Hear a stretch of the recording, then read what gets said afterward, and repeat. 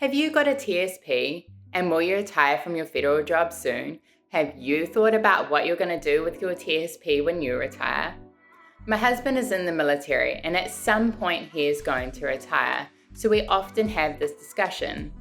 In this video, I'm going to share the options available to you and the advantages and disadvantages of each. I'll also share the general recommendation and what my husband has decided to do with his TSP when he retires. The first option is to leave your TSP and to let it grow, as long as you have a vested balance of at least $200. Now, the advantages of this is that it's obviously the easiest option. You can also keep taking advantage of the low expense ratios, and the new mutual fund window means that you have more investment opportunities available to you. If you want to learn more about the mutual fund window, check it out here. Now, you can also move your TSP at a later stage when you know what you want to do with that money. The disadvantages is that there are limited investment funds. You can't make any more contributions or take out any loans. You have to submit a form whenever you want to make any changes. And you also can't decide where you want to withdraw the money from when you can start withdrawing from your TSP. So for example, if you have a C fund and an S fund, when you withdraw, say, $1,000, you'll withdraw 50% from your C fund and 50% from your S fund.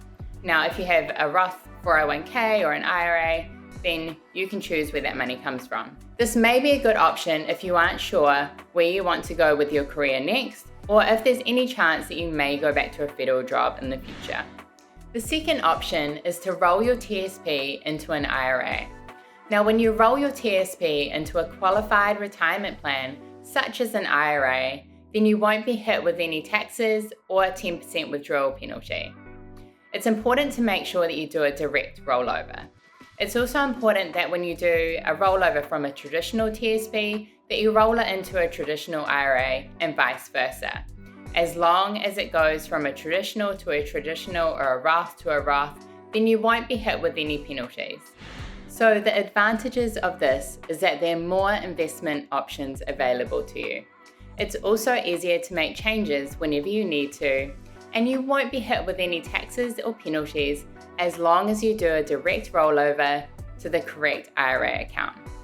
Now, the disadvantages are that you can't take out any loans and the investment choices may have higher fees and carry more risk. Now, the verdict.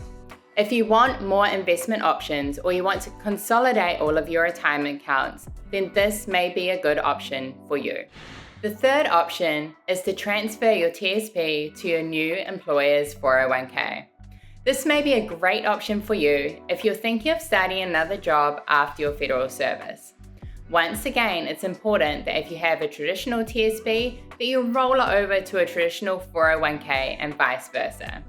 The advantages of this is that there are no taxes or penalties as long as it's a direct rollover. You'll also minimize the amount of retirement accounts that you have. The disadvantages are that you are limited to the 401k investment options. The higher expense ratios mean that you may get lower returns, and some employers may have a minimum waiting period before you can open a 401k. Now, the verdict is, if your employer has a 401k with strong investment options and you want to reduce the number of retirement accounts that you have, then this is probably a great option for you. The fourth option is to take a lump sum distribution.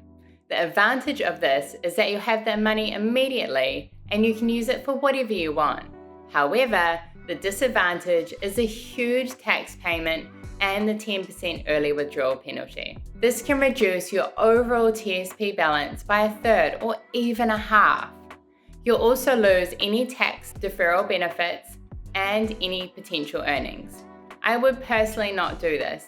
Losing a third or even a half of your TSP is a major financial hit. Now, if you do need the money for a down payment on a house or another big expense, then maybe you want to use this option. However, you should probably exhaust other options first. If you're liking this video, please hit the subscribe button. The fifth and final option is to purchase an annuity. An annuity is a financial product that pays you a fixed income for the rest of your life. The amount that you receive as a monthly payment will be calculated using the dollar amount of your purchase, your age, the type of annuity, and the annuity interest rate index at the time of purchase. The advantages of this option is that it's low risk and you have a guaranteed set income for the rest of your life. The disadvantages is that once you have purchased an annuity, it is final. You cannot reverse that transaction. There's also higher fees, and if you do happen to pass away early, you won't be leaving any money for your family. It also does not take into account inflation. Now, in general, inflation is around 2 to 2.5% on average per year. It's also not flexible, and you lose the ability to make any large withdrawals.